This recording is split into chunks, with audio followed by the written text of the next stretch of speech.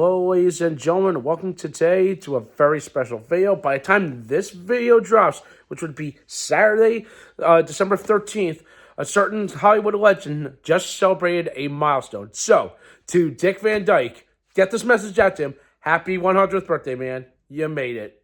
Man, you're awesome, okay? Okay, I can't believe this. 100 years. Wow. Wow, this guy has done it all, and the fact that he's still spry today, he's still got the spring of step. Man, how does he do it? I still wonder. But yeah, okay. I hope you're partying in your home in Malibu or wherever you're doing.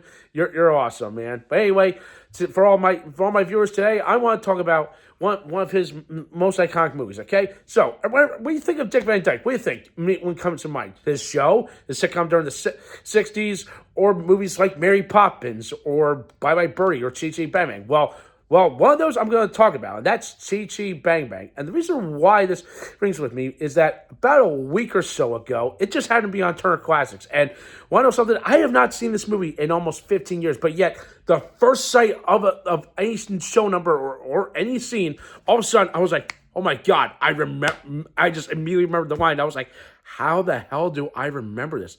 You know what that means? Dick Van Dyke has some magic to make you say, holy crap, cow, like you can look at him roll and like you can immediately connect with, because it brings you to that special time, like that nostalgia, because like you remember that from your childhood, or like, and of course to him, he has a 13-year-old, but he's still spree, he's still doing all this crazy stuff, and you still remember it. It's like you remember a song, you remember a scene like Hushabye Mountain. Like, and immediately, as soon as I started, I started singing the song. I was like, how do I remember these songs? I haven't seen this movie, like I said, I haven't seen it in 15 years, but I finally sat down and watched it. I was like, wow, this movie was something. And to those that probably did not know about this, about Chitty Chitty Bang Bang, is that this movie flopped. Yeah, a musical that flopped. That just baffles my mind. This movie came out in 68, 69. This is almost 20 years before I was born. This is crazy. How can this be a flop? But then again, think about this. You're looking at a story that was actually written on a book by, of all people, Ian Fleming. Yes, the James Bond writer wrote this story too. However, this has traces of Ronald Dahl, who in real life, he and him were good friends. And Ronald Dahl became the inspiration for James Bond. Again, for those that did not know that, now you know. Okay? So yeah, so you can definitely see some inspiration that bleeds over into both their works. And you can feel it in this one, because you feel like, okay, it starts out off in one thing, then all of a sudden you realize, oh, wait, he's telling a story. And you're whisked into this different tale like that you did not know. And you have the car, the iconic car. And of course, believe it or not, like, Peter Jackson owns this car. Yes. The director of The Lord of the Rings owns that car. That is insane. Just a whole lot of interesting facts you should know about that. And like all these years later, you can just go back to it and just look at, yeah, this movie definitely is something. Like the sang was perfect. The cast almost good. The musical numbers, some of them are iconic. Some of them I kind of didn't really like, but of course, I'm going back to the childhood innocence, how I remember it. But as you get older, you're like, I didn't really like this song. Like, oh, there's Toot Sweets, and then there's Hushabye Mountain. But Hushabye Mountain is probably the more iconic one, because that was originally a lullaby. And you're like, I actually wanted to sing that to my daughters. And like, it's a good one. Like, it's more that you instantly recognize that scene, or you recognize that number. And again, that's how speaks volumes of how great of an actor and a performer that Dick Van Dyke is. All right, it's just insane to think about that. Now you're looking at this and you'd be like, maybe there is some staying power with Chitty Chitty Bang Bang, or staying power with some of the Mary Poppins movies. He was in both Mary Poppins movies. And spoilers, I have not seen Mary Poppins Return, so shoot me.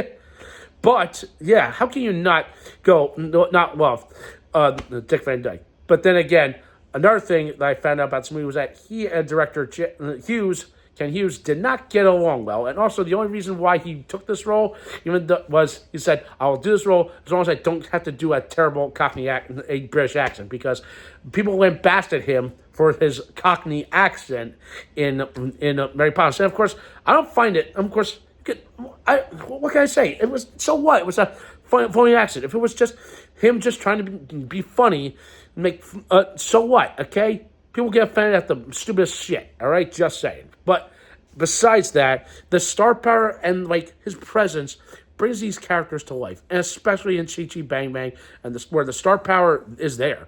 And, I could go on and on with some interesting facts about this movie, like some of the extras. And of course, I kind of laugh every time I see Gert Frobe, or Goldfinger in this movie, because it's so weird. You remember him as the menacing villain of Goldfinger in Goldfinger years before this. Then you see him turn to this complete silly over the top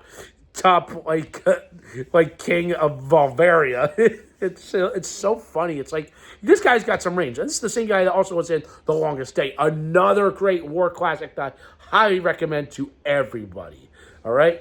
So yeah, again, I'm getting a little off topic, but I could think so many great moments throughout this movie that I feel like there is some staying that will stand the test of time. The more that you sit down, you watch it, and of course, Sally. The more that you think about it, it's like you really wish they could last. Okay, because man, there's so many great things I can think about this. And Dick Van Dyke, there is something with him with Chitty Chitty Bang Bang, and that stands the test of time. And of course, maybe someday, if I get a chance, I would love to find the original story and then compare it to what we saw on TV or in the theaters, because maybe there was something that we didn't know. Was there some translation that we just missed? But it's still a classic all these years later. And fans will still will probably come up to him and say, "Hey, I loved you in Chitty Chitty Bang Bang," or "Bye Bye Birdie." Bye Bye Birdie was my earliest, but this one also made me a fan of him. And man, so many great memories and moments. This guy has it all. So to Dick Van Dyke, you sir are a legend. And with that in mind, I encourage everybody to, if you've never seen Chitty Chitty Bang Bang, go back and rewatch it, and maybe you'll capture that innocence, and you'll enjoy the movie. Again, the only gripe about this movie is that it's over 2 hours long. Yeah, but again, that was the style of the movies at the time. All right. So, if I give this movie a score, I'm going to give Chitty Chitty Bang Bang, I'm going to give it a 7 out of 10. I was going to rate it slightly higher, but you know what? 7 is there because of, like I said, the only thing that kind of bites it down to me is that there's something, looking back at it, some songs that I remember as a kid were fun for me, but as I got older, I thought, oh, they're stupid. And then, of course, the runtime, all right? So, besides that, let me know what you think. Go give it a watch, folks. If you have never seen Chitty Chitty Bang Bang before, thumbs up this video, subscribe to my channel, and stay tuned for some more awesome and exciting videos. And once again, Dick Van Dyke, happy 100th, man.